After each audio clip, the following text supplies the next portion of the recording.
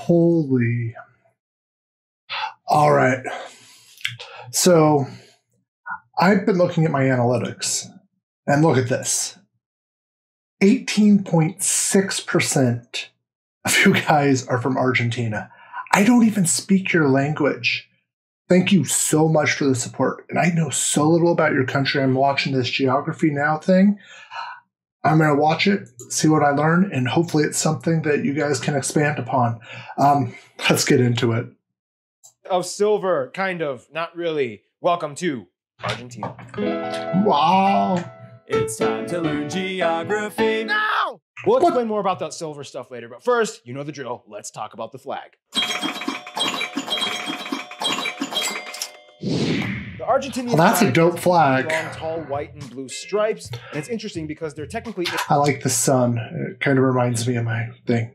An official meaning to these colors. Many will say that it resembles the sky with blue and the white clouds. However, many historians will tell you that it's colored that way to represent loyalty towards the House of Bourbon. In the center is the Sun of May emblem. Historians accredit this emblem to representing the Incan design of the sun god Inti. All right, that was fun. Now let's talk about Argentina's location and borders in political geography.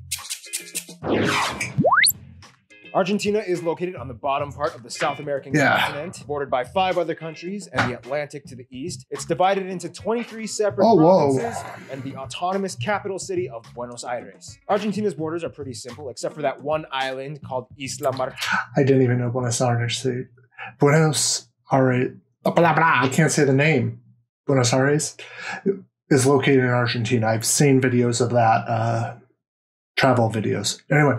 Back into this. Garcia that lies in Uruguayan waters and is kind of shared by both countries. Otherwise, many of Argentina's borders are actually just natural land barriers, such as the Andes Mountains in the west by Chile, and in the Misiones province, the Rio Parana, Iguazu, and San Antonio rivers, and the Uruguay River for Uruguay and Brazil. Which, by the way, gives Argentina a very distinguishable panhandle, kind of like Afghanistan that we studied a few weeks ago. You can even see it from space. Due to the fact that the land is less cultivated and thanks to natural resources, it has a more lush green appearance that sticks out in contrast to its neighbor nations. But then you get the arbitrary subtle borders over flat land and hills, kind of like the ones by Bolivia, sometimes marked boldly and sometimes virtually invisible. Where things get really complicated though is in the south, more specifically, the furthest south. Tierra del Fuego, or the Land of Fire, which is pretty ironic considering that it's actually one of the coldest places in all of Argentina, was named after the fires that Magellan saw the native tribes using on the land when he discovered the area. That makes sense. Anyway, it's the smallest province in all of Argentina, and it's actually an... It's not connected. You would think, boop.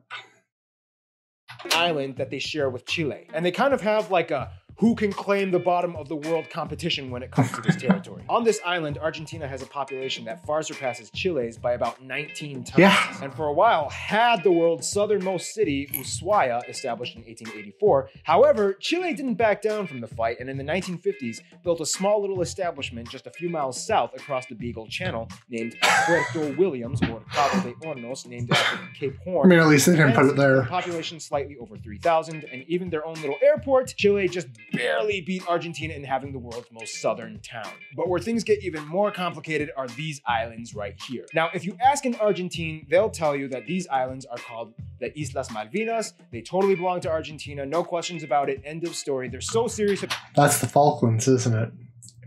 Yeah. Yeah.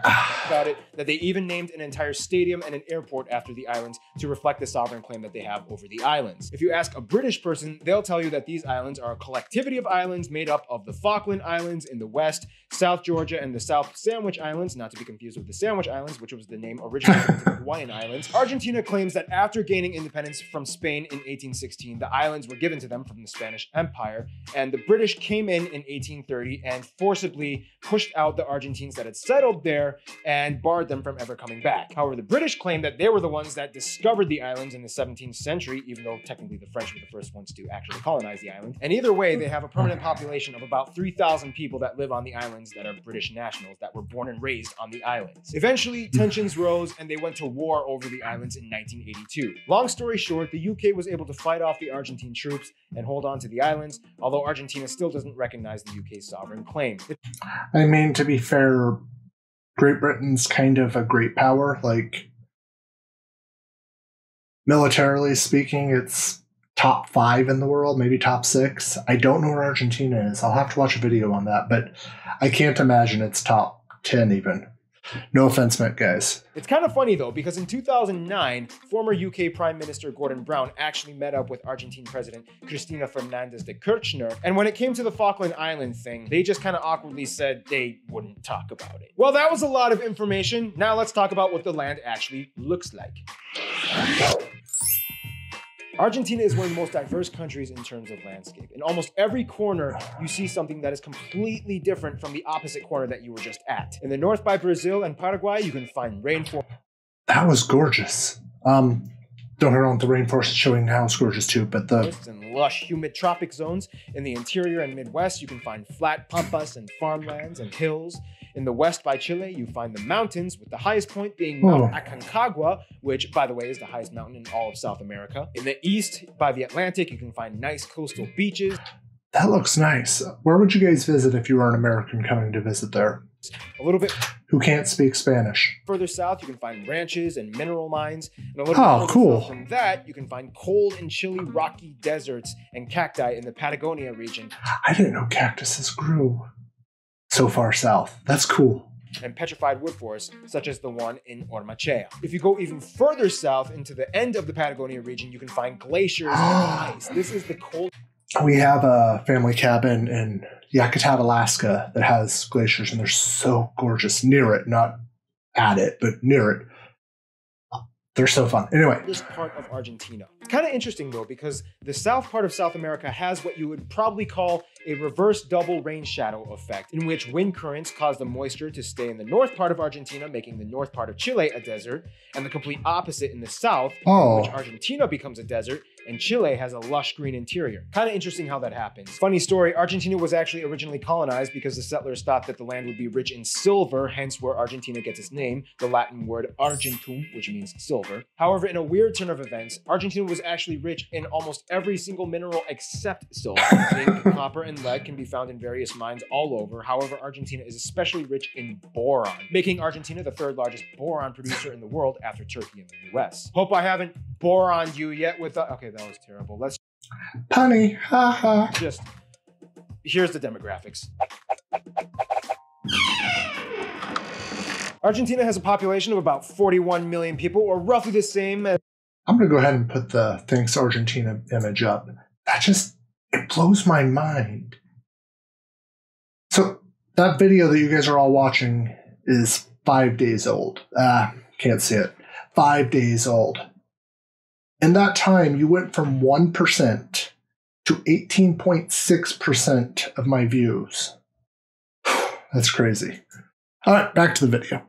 As the country of Sudan, the Argentines have a saying, Los argentinos descienden de los barcos, or the Argentines are descended from the boats, meaning that Argentina is almost completely and entirely a country of immigrants. Argentina can actually disputably be considered as the whitest country in all of South America. It's kind of hard to distinguish the specific percentages though, because many Argentine census reports don't really factor in race too often, but even the most conservative estimates put Argentina at somewhere around 85 to 95% European. Believe it or not, about half of the Argentinian population is Italian, or at least partial Italian in their descent. Floods of people from Italy immigrated in the 19th and 20th centuries to avoid economic turmoil in the mother country and saw Argentina as a way to rebuild their lives. Spanish, of course, plays into that mix as well, and about 17% of the people identify as French and about 8% German, with the remaining European groups coming from a slew of countries like Norway, Sweden, the Netherlands, and so on. In fact, interestingly enough, if you go to the Chubut province in the south, you can actually find a town of about 50 Chubut province. 2,000 Welsh people called Wladfa Gymraeg. A good portion of these people are actually fluent in Welsh, making Argentina one of the few places in the world where you can actually find a... I didn't even know Welsh was a separate language. Genuine Welsh community with instituted facilities that speak Welsh as a main language. Things get a little fuzzy though when it comes to the natives. Although people who identify as full-blooded Amerindian only make up about 2% of the population, about 9% of the population identify as mestizo, or mixed between Amerindian and European. However, a recent study by Daniel Korach has theorized that over half the entire population of Argentina probably has at least one ancestor that was Amerindian. Argentina actually used to have a surprisingly large black population, especially during the colonial days, and at one point during Spanish colonization, population, blacks actually made up a third of the entire population. However, after independence, the population of blacks sharply declined due to a number of factors, such as epidemics, anti-African legislation in the early years, and many of them emigrated to more African-friendly nations like Paraguay and Brazil. Today, they make up less than 1% of the entire population. However, they have definitely left their mark on Argentine culture with contributions to art and music, and arguably the inception of the tango. When it comes to culture, Argentina has a very defined and nationalistic approach to how they operate and view in life. They like to keep things classy, but in their own Argentinian way, distinct from the European way. The last thing an Argentinian would want to hear you say is, "You are so Spanish." Argentina also has a huge wine culture, as they are the 5th largest producer of wine in the world, and they're very heavy on soccer, or football, and basketball, with an I played soccer. What you guys call football. I also played football. impressive amount of players already having been drafted in the NBA, such as my favorite, Andres Nocioni. Speaking of international trade-offs, let's talk about Argentina's friends. In order to understand how Argentina works diplomatically, you kind of have to understand its history. Since its independence, Argentina has gone through a lot of crazy times. To make things short, Argentina was part of the Spanish Empire as well as many of her neighbor nations. However, when an empire collapses, guess what happens? Internal conflict. In post-colonial independent times, Argentina has had wars and battles with every single one of her neighbor nations except for Uruguay. Today, Argentina gets along pretty well with her siblings, even though she adopted different trade policies from many of them. Now, when it comes to Spain, Argentina definitely does not have post-colonial Stockholm syndrome. Now, granted, Argentines do love Spanish people, they just don't like the Spanish government. However, when it comes to their best friends, Argentina might probably consider Uruguay and Italy their best friends. Uruguay has a very similar demographic and culture to the Argentines, and they have been very close for as long as their country's conceptions. Some might even argue that Uruguay is kind of like the cute little sidekick of Argentina. And of course, Italy is definitely a huge player in the Argentinian clique. Not only do over half of the people in Argentina identify with Italy ethnically, but many of the major and most important companies in Argentina are Italian-based.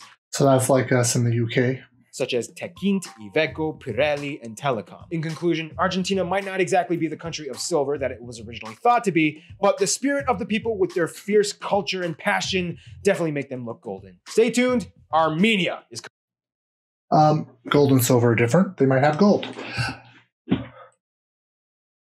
That's crazy. I didn't know anything. To be honest with you, I kind of thought Argentina was where Chile is. Anyway, no, I knew that my brain's like, ooh, this is weird. I thought they were both the same country. We're not taught very much about South America. Brazil, a little bit. And if you consider Panama South America, I guess that too, but I think that's more Central America. If there's any videos like this I should react to, put them down in the comments below. Thank you as always, and have a wonderful day. Goodbye.